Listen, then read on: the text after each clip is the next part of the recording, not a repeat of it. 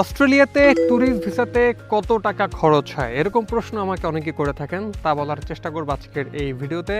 আমি মিরাজ হোসাইন আপনাকে স্বাগত জানাচ্ছি অস্ট্রেলিয়ার সিডনির আজকের হান্টার ভ্যালিজের এই চমৎকার গার্ডেন থেকে।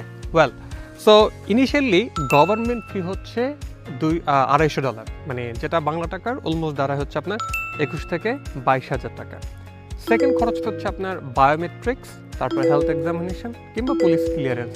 এই সব কিছু মিলে আপনার আনুষঙ্গিক আরও খরচ দাঁড়াবে 10 থেকে 12,000 টাকা। সো আমি যদি ওপাশে বলি 21 থেকে 22,000 টাকা, এপাশে 12,000 টাকা।